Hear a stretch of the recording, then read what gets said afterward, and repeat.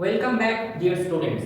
আজকে তোমাদের জন্য নিয়ে আসা হয়েছে পঞ্চায়েতের বিগত বছরের পরীক্ষার যাবতীয় ম্যাথের পিওয়াইকিউ এবং ম্যাথমেটিক্সের বিগত বছরগুলিতে যে সমস্ত কোয়েশ্চেন পঞ্চায়েতের থেকে এসেছে, পঞ্চায়েতের পরীক্ষাগুলোই এসেছে, আমরা সেই সমস্ত পিওয়াইকিউগুলো আজকে সলভ করব। ওয়ান বাই ওয়ান প্রত্যেকটা পিওয়াইকিউ তোমাদেরকে আমি করে দেখাবো এবং আমাদের একাডেমির সাথে কিন্তু তোমরা এই ধরনের কন্টেন্ট সবসময় পেয়ে থাকবে। তো পঞ্চায়েত এক্সামের ম্যাথস এর যে সমস্ত পিওয়াইকিউ, সেই সমস্ত পিওয়াইকিউ গুলো যদি তোমাকে করতে হয় বা পঞ্চায়েতের পরীক্ষায় যদি তোমাকে বসতে হয়, তোমাকে কিন্তু খুব বেশি ম্যাথমেটিক্স সলভ করতে হবে না বা খুব বেশি ম্যাথমেটিক্সের নলেজ কিন্তু তোমার প্রয়োজন নেই। তোমাকে কিন্তু ক্লাস 8 অবধি যদি তুমি ম্যাথমেটিক্স জানো, তাহলেই কিন্তু তুমি পঞ্চায়েতের মতো পরীক্ষায় বসতে পারবে। তো ক্লাস 8 অবধি ম্যাথমেটিক্স কিন্তু আমাদের টার্গেট, অর্থাৎ তোমার নলেজটা, ম্যাথমেটিক্সের নলেজটা যদি ক্লাস 8 অবধি থাকে, তাহলেই কিন্তু তুমি পঞ্চায়েতের মতো পরীক্ষায় ম্যাথের পোরশনটা অন্তত খুব সহজেই সলভ করতে পারবে। তো আর দেরি না করে আমি তোমাদেরকে পিওয়াইকিউ গুলোতে নিয়ে যাই। প্রথমেই পিওয়াইকিউটা দেখো, খুব সিম্পল একটা পিওয়াইকিউ, তোমাকে জাস্ট অ্যাডিশন করতে হবে। চারটে নাম্বার এখানে দেওয়া আছে 5800995672 আর 231। এই চারটে নাম্বারকে অ্যাডিশন করতে হবে, চারটে নাম্বারের যোগফল তোমাকে বের করতে হবে। তো আমি যদি চারটে নাম্বারকে 1 বাই 1 লিখে নিই, তাহলে কি কি হবে? 5800 5672, তারপরে আছে 999 আর লাস্টে হচ্ছে 231। এবার আমি সবার প্রথমে যেটা করব সেটা হচ্ছে আমি প্রথমে স্টার্টিং থেকে অ্যাডিশনটা শুরু করব। 9 1 আর 2 অ্যাড করলে হবে 12, 2 লিখলাম হাতে 1, 9 3 12 7 19 আর 1 করলে কত হচ্ছে 20, 20 হাতে 2। আচ্ছা, এবার দেখো প্রথম যখন আমি অ্যাডিশনটা স্টার্ট করলাম, লাস্ট দুটো ডিজিট হচ্ছে 0 আর 2। তো 0 আর 2 কি তোমরা এখানে অপশনে কোথাও দেখতে পাচ্ছ? তোমরা দেখতে পাবে এই অপশনেও 0 আর 2 আছে আর অপশন বি তেও 0 আর 2 আছে। তার মানে আমি বাদবাকি অপশনগুলো কিন্তু বাদ দিয়ে দিতে পারি, মানে অপশন এ আর সি কিন্তু আমার আর প্রয়োজনীয়তা নেই। এবার আমি আরেকটা ঘর যদি করি 8 6 14 23 25 27, তাহলে আসলে 7 হাতে 2, তাহলে 3 নম্বর ডিজিটটা কি হবে? 3 নম্বর ডিজিটটা হবে 7। 7 কোথায় আছে? 7 কিন্তু এই সেকেন্ড অপশনটাতে নেই, সেকেন্ড অপশনটাতে কিন্তু 1 আছে। থার্ড অপশনটাতে কিন্তু 7 রয়েছে, তার মানে অ্যানসার কিন্তু হবে অপশন ডি। তো আমি কিন্তু পুরো অ্যাডিশনটা কমপ্লিট করব না, আমি কিন্তু যতটা আমার প্রয়োজন আমি কিন্তু অ্যানসার দেখে ততটাই করব। এবার তুমি যদি মনে করো যে এটা তো একটা অ্যাডিশন, আমি পুরোটাই করে ফেলতে পারি, এতে আমার খুব বেশি সময় যাবে না, আমি পুরো অ্যাডিশনটা করে অ্যানসার পেলাম, সেটা তুমি করতেই পারো। তো এইভাবে আমরা অপশন এলিমিনেট করেও কিন্তু এগুলোকে একটু হলেও সময় বাঁচিয়ে করতে পারি। ঠিক আছে? আচ্ছা, নেক্সট হচ্ছে আমাকে একটা মাল্টিপ্লিকেশন করতে হবে এবং এটা খুব সিম্পল একটা বিষয় যে মাল্টিপ্লিকেশন 1675 আর তার সাথে আমাকে 265 মাল্টিপ্লাই করতে হবে এবং এই মাল্টিপ্লিকেশনটা করে আমাকে অ্যানসার লিখতে হবে। তো এটা তোমরা সবাই করতে পারবে, still I am helping you out. 5 5 25 37 3।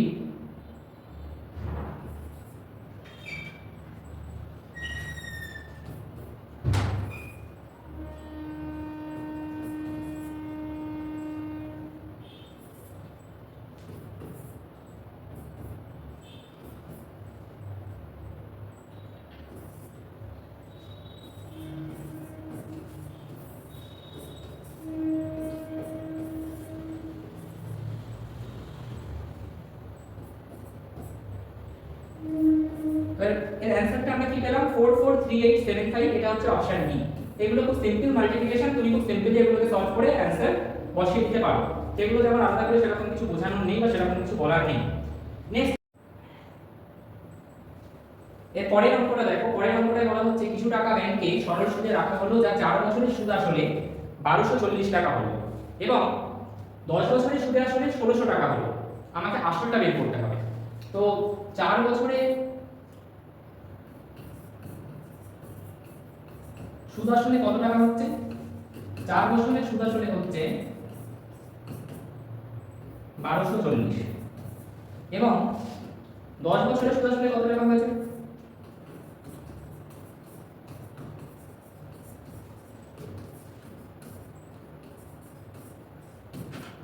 1600 টাকা। আসলটার পরিমাণ কিন্তু সেম, মানে ধরো আজকে আমি একটা আসল, ধরো আমি জানি না আসলটা কত, সেই আসলের টাকার পরিমাণটা আমরা জানি না কত, আমি ধরো সেই টাকাটা নিয়ে গিয়ে আজকে ব্যাংকে রাখলাম। এবার এই টাকাটা 4 বছর পরে কত হয়ে গেছে? এই টাকাটা 4 বছর পরে হয়ে গিয়েছে 1240। এবং এই সেম টাকাটাই 10 বছর পরে কত হয়ে গিয়েছে? 10 বছর পরে হয়ে গিয়েছে 1600। তাহলে অতিরিক্ত 6 বছর ব্যাংকে টাকাটা যে রাখলাম, অর্থাৎ প্রথমে আমি ক বছর রেখেছিলাম 1240, আমি ক বছর পরে পেলাম? 4 বছর পরে। আর 1600 টাকা আমি কত বছর পরে পেলাম? 10 বছর পরে পেলাম। তাহলে অতিরিক্ত 6 বছর, এই যে টাইম পিরিয়ডটা, অতিরিক্ত 6 বছর টাকাটা ব্যাংকে থাকার জন্য আমি কত টাকা ইন্টারেস্ট পেলাম? অতিরিক্ত 6 বছর, প্রথম 4 বছর আমি টাকাটা ব্যাংকে রেখে 1240 টাকা সুদ আসল পেয়েছিলাম। আর 10 বছর যদি আমি একটানা ব্যাংকে রাখতাম তাহলে 1600 টাকা আমি সুদ আসলে পেতাম। তো অতিরিক্ত এই যে 6 বছর, মানে 4 বছরের পরের যে টাইম পিরিয়ডটা, অতিরিক্ত এই 6 ইয়ার, এই 6 বছর আমি ব্যাংকে টাকাটা রাখায় কত টাকা ইন্টারেস্ট বেশি পেলাম? 1240 থেকে 1600 টাকা পাবো ডিফারেন্সটা, মানে আমি অতিরিক্ত পেলাম ইন্টারেস্ট হচ্ছে 1600 বিয়োগ 1240। 1600 থেকে 1240 বিয়োগ করলে আমরা পাবো হচ্ছে 360। এই 360 টাকাটা কত বছরের ইন্টারেস্ট? এই 360 টাকাটা কিন্তু 6 বছরের ইন্টারেস্ট। অতিরিক্ত 6 বছর টাকাটা ব্যাংকে রাখার কারণে আমি 360 টাকা পেয়েছি। তাহলে 6 বছরের ইন্টারেস্ট, 6 ইয়ারের ইন্টারেস্ট যদি 360 টাকা হয়, তাহলে 1 বছরের ইন্টারেস্ট কত হবে? তাহলে 1 বছরের ইন্টারেস্ট হবে 360 বাই 60, মানে 360 বাই 6, সরি, যেটা হচ্ছে 60 রুপিস। আর 4 বছরের ইন্টারেস্ট কত হবে? 4 বছরের ইন্টারেস্ট হবে হচ্ছে 240। 4 বছরের ইন্টারেস্ট আমি কেন বের করলাম? কেননা 4 বছর সম্পর্কে আমাদের কাছে অলরেডি একটা তথ্য দেওয়া আছে যে 4 বছরের সুদ আসলে টাকাটা 1240 হয়। তো সুদ আসল মানে কি? সুদ আসল মানে হচ্ছে সুদ যোগ আসল। এবং এই সুদ যোগ আসল কত হচ্ছে? 4 বছরে এই সুদ যোগ আসলটা হচ্ছে 1240। এবং 4 বছরের সুদটা কত? 4 বছরের ইন্টারেস্ট বা সুদটা হচ্ছে 240। তাহলে আমি সুদের জায়গায় যদি 240 লিখে দিই তাহলে আমি আসলটা বের করে ফেলতে পারবো। এবং আসলটা হবে 1240 বিয়োগ 240, মানে 1000। Option A. তো এই ধরনের অঙ্ক যেখানে এই সুদ আসলে একটা বছর দেওয়া থাকবে, যে 4 বছরের সুদ আসলে টাকাটা এত হয়েছে, 10 বছরের সুদ আসলে এত হয়েছে, তোমাকে মাথায় রাখতে হবে যে মিডিলের টাইমটা, ওই মিডিলের টাইমের ইন্টারেস্টটা কতটা সেটা বের করো। অর্থাৎ 4 বছরে ধরো টাকাটা 500 ছিল, 10 বছরের টাকাটা হয়ে গেল 700। তাহলে 6 বছর টাকাটা বেশি ব্যাংকে রাখায় ইন্টারেস্ট কতটা বেশি পেলাম? ইন্টারেস্ট পেলাম 200 টাকা বেশি। এই 200 টাকাটা আমার ইন্টারেস্ট 6 বছরে। সেখান থেকে কিন্তু তুমি 1 বছরের ইন্টারেস্ট আর 4 বছরের ইন্টারেস্ট বের করে নিতে পারো। নিয়ে তারপরে সেটাকে নরমাল একটা লজিকে এখানে যে 4 বছরের সুদ আসল যদি এত হয়, সেই ইকুয়েশনটায় বসিয়ে দিয়ে কিন্তু তুমি পুরোটা করে নিতে পারো। নেক্সট, এ একটি কাজ করতে পারে 10 দিনে আর বি ওই কাজটি করতে পারে 20 দিনে। উভয়েরা সি কে একসাথে নিয়ে কাজটি 5 দিনে শেষ করতে পারে। কাজটি সি এর একা করতে কতদিন লাগবে? এই কাজটি কত দিনে করতে পারে? এই কাজটি করতে পারে 10 দিনে। তাহলে তোমাকে যেটা বের করতে হবে যে এ একদিনে কতটা করতে পারে। দেখো এটাকে এইভাবে ভাবো যে দিন আর কাজ, একদিনে এ কতটা করতে পারে সেটা আমি বের করব, কিন্তু এ পুরো কাজটা 10 দিনে করতে পারে। তো এ পুরো কাজটা 10 দিনে করতে পারে মানে কি? পুরো কাজ মানে হচ্ছে সম্পূর্ণ কাজ, সম্পূর্ণ কাজ মানে এক অংশ। তাহলে এ 10 দিনে পুরো কাজ করতে পারে, মানে এ 10 দিনে এক অংশ কাজ করতে পারে। আর এ তাহলে একদিনে কতটা করতে পারবে? একদিনে 1/10 অংশ কাজ করতে পারবে। এবার আমি যদি বি এর কথা ভাবি, বি পুরো কাজটা একা কত দিনে করতে পারে? বি পুরো কাজটা একা করতে পারে 20 দিনে। তাহলে বি এর ক্ষেত্রে যদি আমি সেম জিনিসটা বের করি যে বি একদিনে কতটা করতে পারে, তাহলে বি এর ক্ষেত্রে একদিনে হবে 1/20। বি 20 দিনে পুরো কাজটা করবে এক অংশ, তাহলে একদিনে কতটা করবে? একদিনে করবে 1/20 অংশ।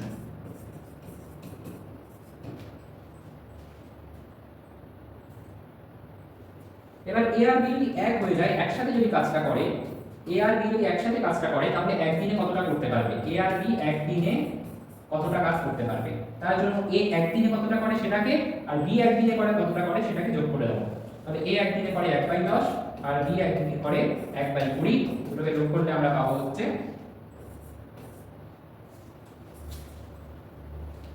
3/20। তাহলে এ আর বি একদিনে 3/20 অংশ কাজ করতে পারে। আর উভয়েরা বলতে এ আর বি দুজনে মিলে দুজনে মিলে যদি সি কেও কাজে নিয়ে নেয় তাহলে কাজটি 5 দিনে শেষ করতে পারবে। দুজনে মিলে যদি সি কেও কাজে নিয়ে নেয় তাহলে কাজটি কত দিনে শেষ হবে? কাজটি 5 দিনে শেষ হবে। তাহলে এ বি আর সি একসাথে মিলে কত দিনে কাজটা শেষ করতে পারে? 5 দিনে। তাহলে এ বি আর সি একদিনে কতটা করতে পারবে? আবার এ বি আর সি এর জন্য যদি আমি দিন আর কাজটাকে সেপারেট করি তাহলে এ বি আর সি 5 দিনে পুরো কাজটা করতে পারে, তাহলে একদিনে করতে পারবে 1/5। এবার আমি জানতে চাইছি যে সি একদিনে কতটা করতে চাইছে বা সি একদিনে কতটা কাজ করতে পারবে। তো দেখো এ বি আর সি মিলে একদিনে 1/5 করতে পারে, আর শুধু এ আর বি মিলে একদিনে কতটা করতে পারে? 3/20। কি বললাম? এ বি আর সি মিলে একদিনে 1/5 করতে পারে, আর শুধু এ আর বি মিলে একদিনে 3/20 অংশ কাজ করতে পারে। তাহলে শুধু সি কতটা পারবে সেটা যদি আমাকে বের করতে হয়, আমাকে এ বি আর সি একদিনে কতটা করতে পারে সেইটার থেকে বাদ দিতে হবে এ আর বি একসাথে কতটা করতে পারে, অর্থাৎ এ বি আর সি একদিনে কতটা করতে পারে সেটা থেকে যদি আমি বাদ দিয়ে দিই যে এ আর বি একদিনে কতটা করতে পারে, তাহলে আমি পেয়ে যাবো যে সি একদিনে কতটা করতে পারে, এবং সেটা হবে a plus b plus c হচ্ছে 1/5 বিয়োগ 3/20। এবং এটার অপশন কি হবে? এটার অপশন হবে হচ্ছে 20, so it will come as 4 বিয়োগ 3 1/20।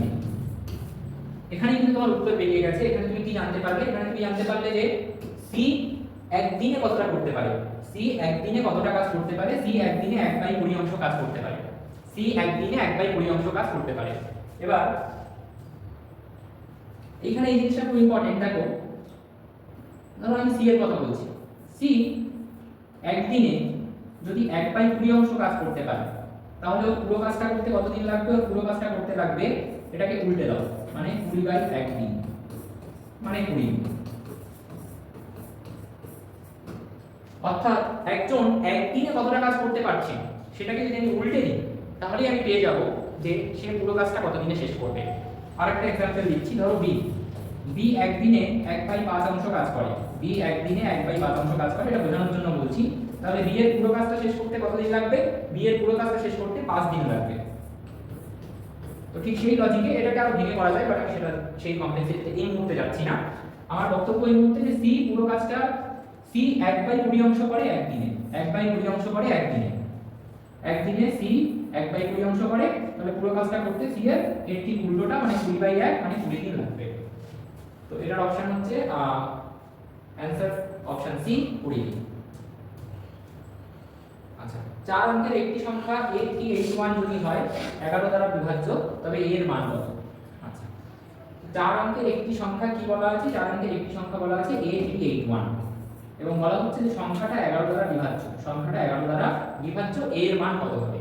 কোন সংখ্যা 11 দ্বারা যখনই বিভাজ্য হয় যখন তার বিজোড় স্থানীয় অঙ্কগুলির যোগফল আর জোড় স্থানীয় অঙ্কগুলির যোগফলের যে ডিফারেন্স সেটা 11 দিয়ে বিভাজ্য হয়। একটা एग्जांपल নেওয়া হয়, ধরো আমি কথা বলছি যে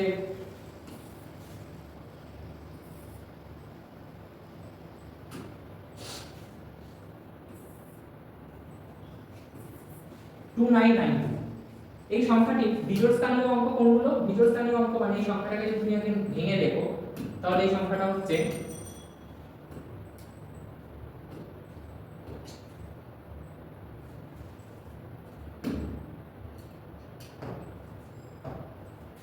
এটা হচ্ছে একক, এটা হচ্ছে দশক, এটা হচ্ছে শতক, এটা হচ্ছে হাজার, রাইট? এবার এই যে একক, শতক এইগুলো হচ্ছে বিজোড় স্থানীয় অঙ্ক, আর এই যে দশক, হাজার এগুলো হচ্ছে জোড় স্থানীয় অঙ্ক। ঠিক আছে, তাহলে একক স্থানীয় অঙ্কগুলো তোমাকে যোগ করতে হবে। একক স্থানীয় অঙ্ক কোনগুলো? এই 2 আর 9 যোগ করলে কত হবে? যোগ করলে হবে 11। আর জোড় স্থানীয় অঙ্ক অর্থাৎ এই 9 আর 2 এগুলোকে যোগ করতে হবে, যোগ করলে কত হবে? যোগফলটা 11। এই যে দুটো যোগফল বেরোলো, এই দুটো যোগফলের যে বিয়োগফল, সেই বিয়োগফলটা যদি 11 দিয়ে ভাগ যায় তাহলে পুরো সংখ্যাটা 11 দিয়ে ভাগ যাবে। এবার এই বিয়োগফলটা এখানে কত হচ্ছে? বিয়োগফলটা এখানে হচ্ছে 0। 0 যেহেতু 11 দিয়ে ভাগ যায় তার মানে এই পুরো সংখ্যাটা 11 দিয়ে ভাগ যাবে। এই বিয়োগফলটা যদি 0 না হয় 5 আসতো বা 7 আসতো তাহলে কিন্তু আমি বলতে পারতাম না যে সেটা 11 দিয়ে ভাগ যাবে, এবং সেক্ষেত্রে পুরো সংখ্যাটাও 11 দিয়ে ভাগ যেত না। কিন্তু যেহেতু এই বিয়োগফলটা শূন্য এসেছে, তাহলে আমি বলতে পারি যে এই পুরো সংখ্যাটা 11 দিয়ে ভাগ যাবে। বা এই বিয়োগফলটা যদি 11 আসতো বা 22 আসতো বা 33 আসতো বা 44 আসতো, সেক্ষেত্রেও আমি বলতাম যে সংখ্যাটা 11 দিয়ে ভাগ যাবে। তাহলে এই যে বিয়োগফলটা, জোড় স্থানীয় অঙ্ক আর বিজোড় স্থানীয় অঙ্কের এই বিয়োগফলটা সবসময় 11 দিয়ে ভাগ যেতে হবে, তবেই সেই সংখ্যাটা 11 দিয়ে বিভাজ্য হবে বা 11 দিয়ে ভাগ যাবে। ঠিক আছে, এবার এই এক্সাম্পলটার ক্ষেত্রে দেখা যাক।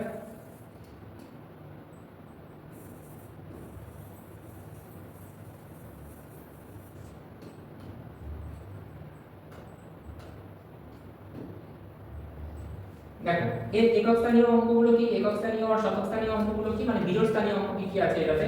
1 আছে আর 3 আছে, এই দুটো হচ্ছে বিজোড় স্থানীয় অঙ্ক। আর জোড় স্থানীয় অঙ্ক আছে 8 আর 8। তাহলে আমি যদি এই একক স্থানীয় অঙ্ক আর শতক স্থানীয় অঙ্ক মানে বিজোড় স্থানীয় অঙ্কগুলোকে যোগ করি, এটা হচ্ছে 1 2 3 4, তাহলে আমি কত পাবো? এইগুলোকে যোগ করলে, এইগুলোকে যোগ করলে আমি পাবো 4। আর আমি যদি এই জোড় স্থানীয় অঙ্কগুলোকে যোগ করি, মানে a আর 8, তাহলে আমি যোগফলটা এখনই বলতে পারবো না। কেন? কেননা a এর মান আমি জানি না এবং a এর মান আমাকে বের করতে হবে।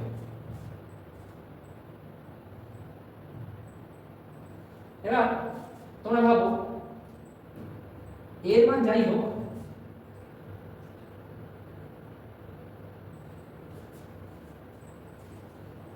আচ্ছা 1 মিনিট,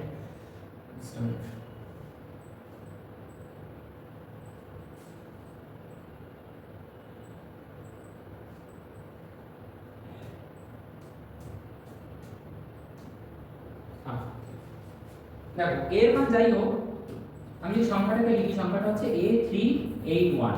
এই 3 আর 1 কে যোগ করলে আমি পাবো 4, a আর 8 কে যোগ করলে কত হবে আমি জানি না, কিন্তু এই যে বিয়োগফলটা, এর সংখ্যাটা এমন হতে হবে যাতে বিয়োগফলটা 11 দিয়ে বিভাজ্য হয়। আচ্ছা এর জায়গায় যদি আমি 5 বসাই, তাহলে 5 যোগ 8 কত হচ্ছে? 5 যোগ 8 হচ্ছে 13, বিয়োগ 4 মানে 9, 11 দিয়ে বিভাজ্য হচ্ছে না, হলো না। আচ্ছা এর জায়গায় যদি আমি 4 না বসিয়ে এই 5 না বসিয়ে যদি 6 বসাতাম, তাহলে কি হতো? তাহলে এটা হতো 6 যোগ 8 14, 14 বিয়োগ 4 10, সেক্ষেত্রেও কিন্তু হচ্ছে না, হলো। আচ্ছা নেক্সট, আমি যদি এর জায়গায় 7 বসাই, এর জায়গায় 7 বসালে এটা হবে 7 + 8 15 - 4 মানে 11। এই যে বিয়োগফলটা আসলো সেটা কিন্তু 11 দিয়ে বিভাজ্য, তার মানে 7টাই কিন্তু অপশন যেটা এর মান, এবং এর মান কিন্তু 7 হলে তবেই এই পুরো সংখ্যাটা a381 11 দ্বারা বিভাজ্য হবে। ঠিক আছে, যদি তিনটি আমকে 4টির ক্রয় মূল্যে বিক্রয় করা হয়, তবে লাভ কত? কত পার্সেন্ট? কত পার্সেন্ট সেটা কিন্তু প্রশ্নে বলে দেয়নি, কিন্তু আমাকে উত্তরের অপশনসগুলো দেখে কিন্তু বুঝে নিতে হবে যে উত্তরটা কিন্তু পার্সেন্টেজে যাওয়া হচ্ছে। তিনটি আমকে 4টির ক্রয় মূল্যে বিক্রয় করা হবে, তো আমি ধরে নিলাম যে তিনটে আম, তার যে কস্ট প্রাইস বা ক্রয় মূল্য, সেই ক্রয় মূল্য হচ্ছে 1 টাকা করে। না, তিনটি আমকে 4টির ক্রয় মূল্যে, আচ্ছা 4টির ক্রয় মূল্য আমি ধরে নিলাম যে 4টে আম, সেই 4টে আমের ক্রয় মূল্য 1 রুপিস, প্রত্যেকটা 1 টাকা করে দাম, তাহলে 4টে আমের ক্রয় মূল্য কত? 4টে আমের ক্রয় মূল্য 4 টাকা। আচ্ছা, এবং কোশ্চেনে বলেছে তিনটি আমকে 4টির ক্রয় মূল্যে বিক্রয় করা হবে, মানে তিনটি আমকে যে টাকায় কেনা হয়েছিল, এই 4টি আমকে যে টাকায় কেনা হয়েছিল, তিনটি আমকে সেই টাকায় বিক্রি করে দেওয়া হবে।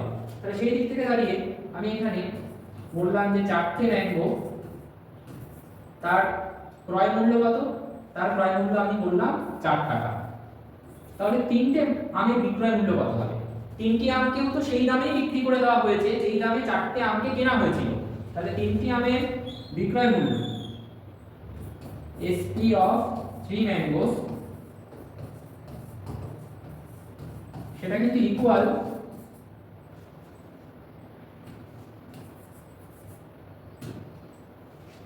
cost price of 4 mangoes, এবং দুটোই 4, তিনটে আমকে 4 টাকায় বিক্রি করা হলো এবং 4টে আমকে 4 টাকা দিয়ে কেনা হয়েছিল, দুটোই 4 এর সমান। এবার বলা হচ্ছে লাভ বের করতে হবে।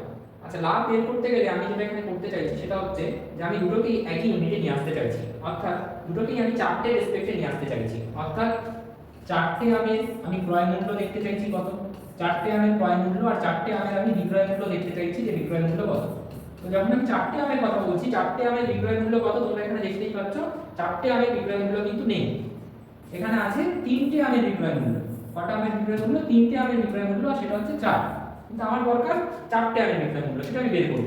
কিন্তু 4টে আমের ক্রয় মূল্য কিন্তু আমার কাছে আছে, 4টে আমের ক্রয় মূল্য হচ্ছে 4। আমি বের করতে চাইছি 4টে আমের বিক্রয় মূল্য। তো ভালো করে দেখো, 3টে আমের বিক্রয় মূল্য 4 টাকা, 3টে আমের বিক্রয় মূল্য 4 টাকা, এখানে সেটা করে দেখিয়েছি তোমাদের জন্য। তো 3টে আমের বিক্রয় মূল্য 4 টাকা, তাহলে একটা আমের বিক্রয় মূল্য হবে 4/3 টাকা, আর 4টে আমের বিক্রয় মূল্য কত হবে? 4 × 4/3 মানে 16/3 টাকা। তাহলে আমি এখানে কি পেলাম? 4টে আমের বিক্রয় মূল্য 16/3 টাকা। তাহলে 4টে আমের ক্রয় মূল্য 4 টাকা, 4টে আমের বিক্রয় মূল্য 16/3 টাকা। 16/3 মানে 5 পয়েন্ট সামথিং হয়, তার মানে অবশ্যই লাভ হয়েছে। এবং কত টাকা লাভ হয়েছে? লাভের ফর্মুলা হচ্ছে SP - CP। তাহলে 16/3 - 4, এটা করলে আমরা পাবো হচ্ছে 4/3 টাকা। তাহলে আমার লাভ বা প্রফিট কত হলো? প্রফিট আমি পেলাম 4/3। এবার আমরা শতকরা লাভটা বের করতে হবে। শতকরা লাভটা আমরা বের করতে চাইছি। শতকরা লাভের ফর্মুলা কি? তোমাকে লাভকে ভাগ করতে হবে ক্রয় মূল্য দিয়ে, ঠিক আছে? তো আমি যদি ক্রয় মূল্য দিয়ে লাভকে ভাগ করি, এখানে লাভ হচ্ছে 4/3, আর ক্রয় মূল্য কত? ক্রয় মূল্য উপরে লেখা আছে 4 টাকা, তাহলে লাভের শতকরা অর্থাৎ লাভ পার্সেন্টেজ সেটা হবে লাভ মানে 4/3 ডিভাইডেড বাই ক্রয় মূল্য, ক্রয় মূল্য মানে 4 টাকা ইনটু 100।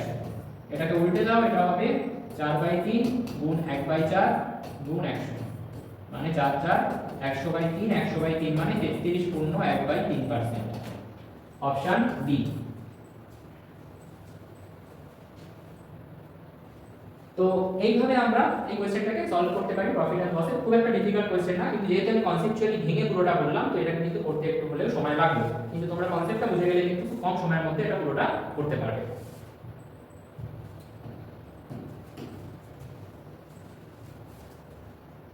আচ্ছা, নেক্সট কোশ্চেন। একজন তার মাহিনার 10%, মাহিনার মানে এখানে মাইনে, এটা এরকম ভাবে প্রিন্ট আসেনি, কোশ্চেনটি অ্যাকচুয়ালি এইভাবেই এসেছিল, তো সেটা আমার কিছু করার নেই।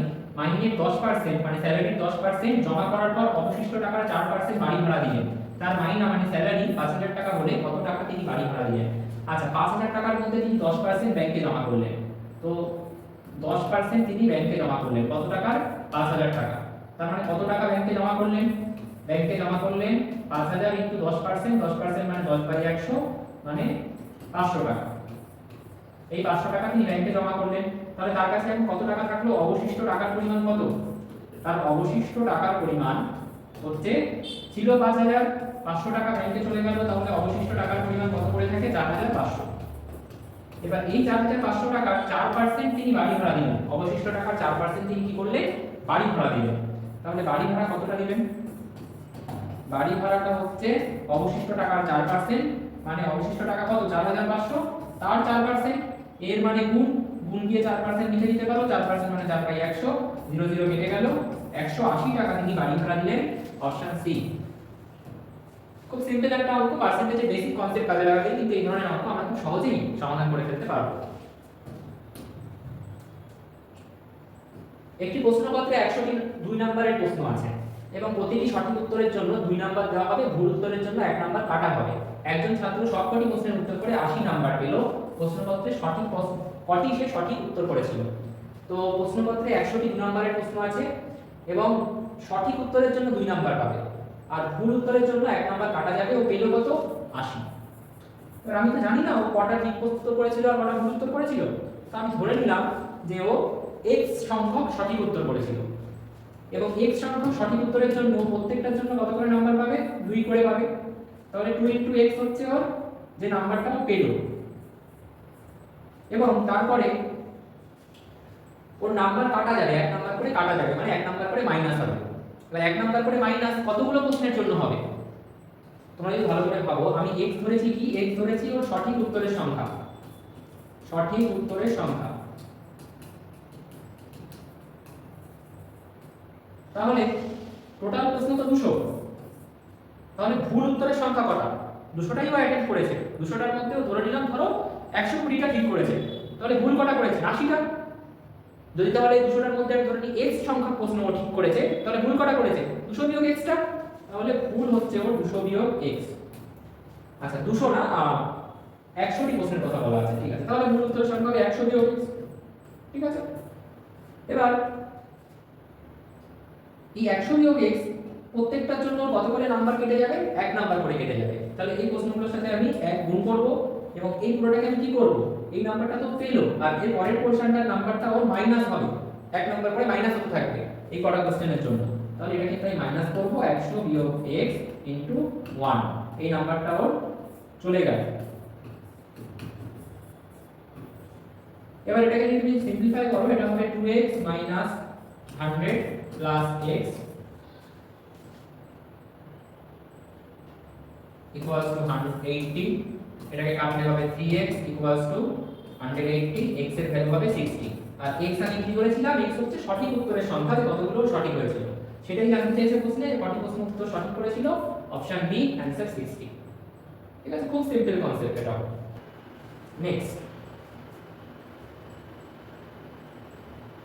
a father can do a job as fast as two sons working together. If one son does the job in 3 hours and other in 6 hours, the number of hours taken by the father to do the job alone is. Father দ্বিগুণ গতিতে কাজ করতে পারে, তার দুটো ছেলে একসাথে যতটা কাজ করতে পারে ফাদার একাই সেই কাজটা করতে পারে। অর্থাৎ দুটো ছেলে তারা একসাথে যতটা কাজ করতে পারে ফাদার সেই কাজটা একাই করে ফেলতে পারে। হলো, একটা ছেলে 3 ঘন্টা সময় নেয় পুরো কাজটা করতে, একটা ছেলে 6 ঘন্টা সময় নেয়, ফাদারের কত ঘন্টা লাগবে সেটা বের করি। আচ্ছা, একটা ছেলে প্রথম ছেলেটা সে 3 ঘন্টায় পুরো কাজটা করে, সে 3 ঘন্টায় পুরো কাজ মানে এক অংশ, তাহলে সে 1 ঘন্টায় কত কাজ করবে, 1 ঘন্টায় সে 1/3 অংশ কাজ করবে। আবার যে পরের ছেলে মানে দ্বিতীয় ছেলেটা, সেই দ্বিতীয় ছেলেটা পুরো কাজটা 6 ঘন্টায় করে, তাহলে সে 6 ঘন্টায় এক অংশ করে, 1 ঘন্টায় কতটা করবে, 1/6 অংশ। এবার দুজন একসাথে যদি কাজ করতে নামে, দুটো ছেলে যদি একসাথে কাজ করতে নামে, তাহলে তারা একসাথে 1 ঘন্টায় কত কাজ করবে, 1/3 যোগ 1/6। এটা হচ্ছে তারা একসাথে যদি কাজ করে তাহলে একসাথে 1 ঘন্টায় কতটা কাজ করতে পারবে। এটার অ্যানসার হবে 6 1/2। তাহলে একসাথে তারা 1 ঘন্টায় 1/2 অংশ কাজ করতে পারে। এবার একসাথে তারা 1 ঘন্টায় 1/2 অংশ কাজ করতে পারে। একটু আগে আমি তোমাদেরকে বলেছি যে আমাকে যদি এটা জানতে হয় যে তারা পুরো কাজটা কতক্ষণে করতে পারে, 1 ঘন্টায় 1/2 অংশ করতে পারে, তাহলে পুরো কাজটা করতে তাদের কতক্ষণ লাগবে, উল্টে দাও ওটাকে, 1/2টাকে উল্টে দিলে কি হয়ে যাবে, 1/2টাকে উল্টে দিলে হয়ে যাবে 2, তাহলে তারা 2 ঘন্টায় পুরো কাজটা করে ফেলতে পারে। এবং তারা দুজন একসাথে কাজ করলে 2 ঘন্টায় পুরো কাজটা করে ফেলতে পারে। এবং তাদের ফাদার কিন্তু তাদের দুজনের সমান, তারা দুজন একসাথে করলে যা কাজ করবে ফাদার একা তাই করে দেবে, তাহলে ফাদারের একা করতে কতক্ষণ লাগবে, সেই 2 ঘন্টাই লাগবে। তার অ্যানসার হবে অপশন বি 2।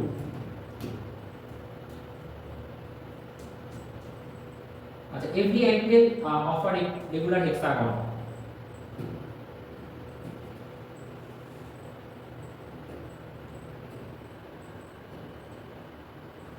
তোমাকে যদি অ্যাঙ্গেল বের করতে হয়, যে কোনো ফিগারের অ্যাঙ্গেল যদি বের করতে হয়, তার ফর্মুলা হচ্ছে n - 2 * 180 ডিগ্রি। তুমি এটা প্রথমে ট্রায়াঙ্গেলের জন্য অ্যাপ্লাই করো। ট্রায়াঙ্গেলে কটা সাইড থাকে, n হচ্ছে নাম্বার অফ সাইডস, যে কতগুলো সাইড আছে। আমি যদি ট্রায়াঙ্গেলের কথা বলি, ট্রায়াঙ্গেলে কটা সাইড থাকে, 3টে সাইড থাকে, তাহলে n এর জায়গায় আমি 3 বসাবো, 3 - 2 গুণ 180 ডিগ্রি। তাহলে কত হবে এটা, এটা হবে হচ্ছে 180 ডিগ্রি। ট্রায়াঙ্গেলের সবকটা অ্যাঙ্গেলের যোগফল কত হয়, 180 ডিগ্রি হয়, আমরা জানি, রাইট। তো এইবার যদি তোমাকে কোশ্চেন করা হয় যে প্রত্যেকটা অ্যাঙ্গেল কত করে হবে, ইচ অ্যাঙ্গেল, প্রত্যেকটা অ্যাঙ্গেল কত করে হবে, এবং সেক্ষেত্রে আমি ধরে নিচ্ছি যে ওটা একটা ইকুইল্যাটারাল ট্রায়াঙ্গেল বা সমবাহু ত্রিভুজ। সেক্ষেত্রে তোমার ফর্মুলাটা হয়ে যাবে, বা যে কোনো ফিগারের জন্য তুমি ফর্মুলাটা সেক্ষেত্রে লিখতে পারো, n - 2 * 180 degree divided by n, ঠিক আছে। তো সেটা অ্যাপ্লাই করতে পারো। এবার এখানে আমাকে একটা হেক্সাগনের প্রত্যেকটা অ্যাঙ্গেলের ভ্যালু বলতে হবে। হেক্সাগন মানে কি, হেক্সাগন মানে 6টা সাইড থাকবে, 6 সাইডস। তাহলে 6টা সাইড যদি থাকে, আমি যদি ফর্মুলায় বসাই, n এর জায়গায় আমি জাস্ট বসিয়ে দেব 6 - 2 * 180 ডিগ্রি ডিভাইডেড বাই 6, মানে 4 * 180 ডিগ্রি ডিভাইডেড বাই 6, মানে হবে 6 দিয়ে 180 কাটলে 30 ডিগ্রি, মানে হবে হচ্ছে 120 ডিগ্রি।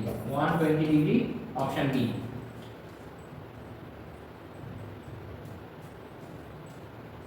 আচ্ছা find the odd one out এখানে দেখো স্কোয়ার এরকম দেখতে হয়, সার্কেল এরকম দেখতে হয়, প্যারালেলোগ্রাম এরকম দেখতে হয়, আর রেক্ট্যাঙ্গেল এরকম দেখতে হয়। এগুলো সবকটাই কিন্তু এর মধ্যে অড অন কোনটা, এর মধ্যে কোনটা, দেখো স্কোয়ারের 4টে সাইড আছে, প্যারালেলোগ্রামের 4টে সাইড আছে, রেক্ট্যাঙ্গেলেরও 4টে সাইড আছে, কিন্তু আমি সার্কেলের কোনো সাইড বলতে পারবো না, তো এটাই অড অন।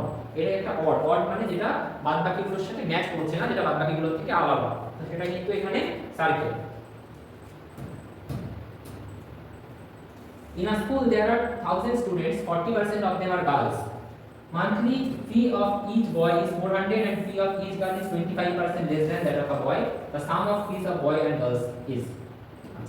তো প্রথমে 1000 জন স্টুডেন্ট আছে, তার মধ্যে 40% গার্লস, তার মানে কিন্তু গার্লসের সংখ্যা 400। তোমরা বের করে নিতে পারো 40% অফ 1000 কত হবে, 400। তাহলে 400 জন যদি মেয়ে থাকে তাহলে 600 জন ছেলে থাকছে, কারণ টোটাল 1000 জনই আছে। মান্থলি ফি, প্রত্যেক জনের ফি, প্রত্যেকটা ছেলের ফিস কত, 400 করে, এবং প্রত্যেকটা মেয়ের ফিস 25% কম, ছেলেদের থেকে 25% কম। তাহলে আমি যদি ধরি এখানে যে ফিস অফ বয়েজ, ছেলেদের ফিস কত, ছেলেদের ফিস এখানে কিন্তু 400, এবং ফিস অফ গার্লস, মেয়েদের ফিস কত, মেয়েদের ফিস কিন্তু 25% বেশি, 400 থেকে 25% বেশি, মানে 100 যদি 25 হয় 400 হবে 100 মানে 500।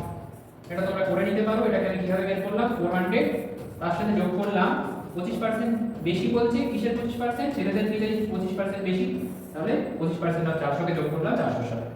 এটা হলো আমার ফিস অফ দ্য গার্লস। আচ্ছা লেস বলেছে, সরি, তাহলে যোগ করলে হবে না, এটা ভুল আছে, আমি তাহলে 300 হবে, 25% কম বলেছে, তাহলে 300 হবে, এটাকে তাহলে আমরা বিয়োগ করা হবে। Sum of fees of boys and girls, boys এর ফিস কত, 400, গার্লস এর ফিস 300, সাম কত, যোগফল 700।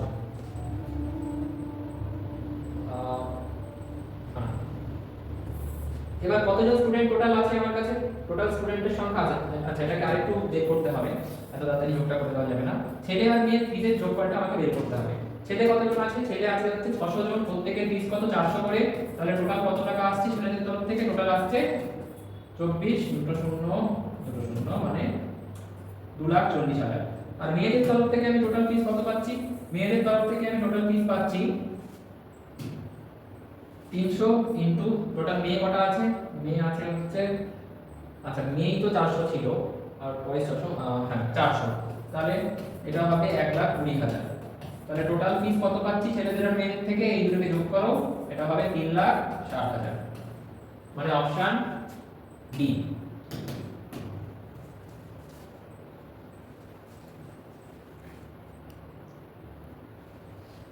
একটা ট্রেন এর লেন্থ হচ্ছে 110 মিটার, স্পিড হচ্ছে 72 কিলোমিটার পার আওয়ার, ব্রিজটাকে ক্রস করবে 130 মিটারের ব্রিজ, সেটাকে ক্রস করবে কত টাইমে।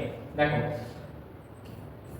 এই হচ্ছে আমি ধরে নিলাম ট্রেনটা, তো ট্রেনটা একটা ব্রিজটাকে ক্রস করবে, মানে ট্রেনটা ব্রিজটাকে ক্রস করবে কত মিটারের ব্রিজ, ব্রিজটা হচ্ছে 130 মিটারের, এই ব্রিজটাকে ট্রেনটা পুরোটা ক্রস করবে, 130 মিটারের ব্রিজ পুরোটাকে ট্রেনটা ক্রস করবে। ট্রেনটার লেন্থ কত, ট্রেনটার লেন্থ 110 মিটার, তাহলে ট্রেনটাকে পুরো এইখান থেকে স্টার্ট করে পুরোটা যেতে হবে, অর্থাৎ ট্রেনটাকে 110 মিটারটা ক্রস করতে হবে, নিজের লেন্থটাও ক্রস করতে হবে, প্লাস এই 130 মিটার ওই ব্রিজের লেন্থটাও ক্রস করতে হবে, মানে টোটাল 240 মিটার যেতে হবে ট্রেনটাকে। এবং ট্রেনটার স্পিড কত, 72 কিলোমিটার ঘন্টায়, তাহলে ট্রেনটা 72 কিলোমিটার যাচ্ছে ঘন্টায়, রাইট। 72 কিলোমিটার মানে মিটারে কত হবে, মিটারে হবে 72,000 মিটার, তাহলে 72,000 মিটার ট্রেনটা যাচ্ছে ঘন্টায়, 1 ঘন্টায় 1 আওয়ার। তাহলে ট্রেনটা 1 মিটার কত ঘন্টায় যাবে, 1/72,000, আর ট্রেনটা 240 মিটার কত আওয়ারে যাবে, 1/72,000 ইনটু 240, মানে 300,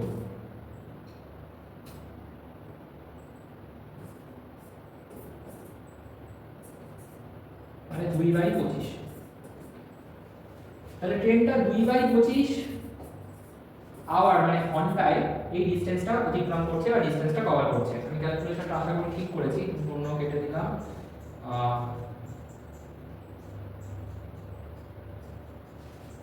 24/7200, না, ক্যালকুলেশনটা একটু ভুল হয়েছে এখানে, আমি এটাকে আরেকবার করছি।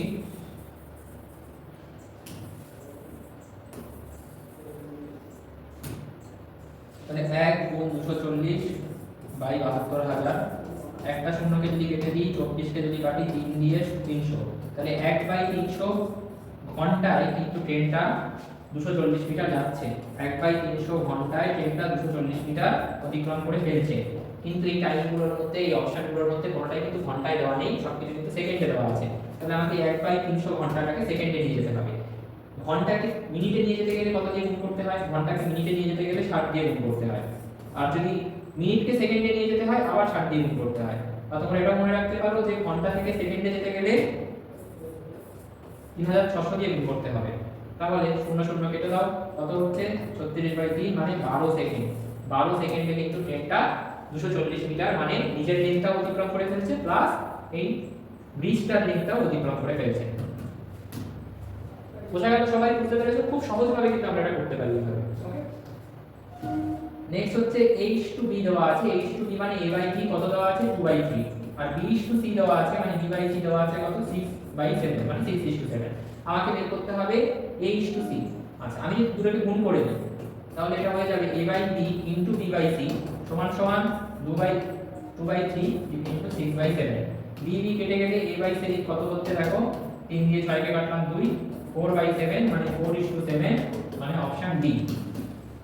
খুব সিম্পল হয়েছে, এটা করা যাবে। আচ্ছা, এটা রিজনিং এর divide price. A profit of rupees 960 is divided between A and B in the ratio of 1:2। আচ্ছা, A আর B এর মধ্যে 960 টাকার প্রফিট ভাগ করা হয়েছে কোন রেশিওতে? 1:2 রেশিওতে। তাহলে A কত পেয়েছে? A পেয়েছে, A এর রেশিও কত? 1, 1 বাই টোটাল মানে হচ্ছে 1 + 2 ইনটু 960 টাকা, মানে A পেয়েছে 1/3 ইনটু 960 মানে 320 টাকা। আর B কতটা পেয়েছে?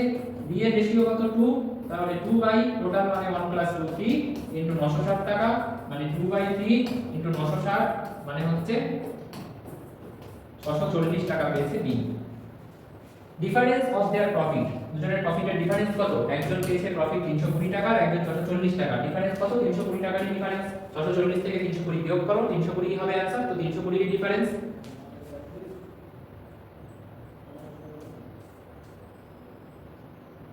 আচ্ছা, by how much does √27 + √18 exceed √3 + √2?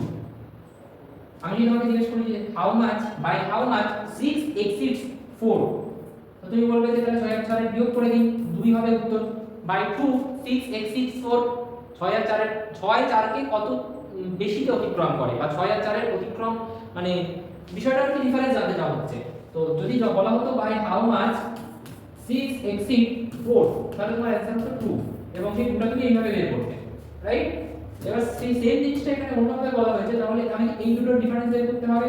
√27 + √18 minus √3 minus √2, bracket দিয়ে নিচ্ছি না, তো মাইনাস একেবারেই লিখলাম। 27 এর যদি রুট করো তাহলে আসবে 3√3। 27 এর ফ্যাক্টরাইজেশন করে দেখে নিতে পারো। প্লাস √18, 18 এর রুট করলে হবে 3√2 মাইনাস √3 মাইনাস √2। তিনটে √3 থেকে একটা √3 বিয়োগ করলে হবে 2√3, তিনটে √2 থেকে একটা √2 বিয়োগ করলে হবে 2√2। তো অ্যানসার হবে 2√3 মাইনাস 2√2, যেটা হচ্ছে অপশন এ।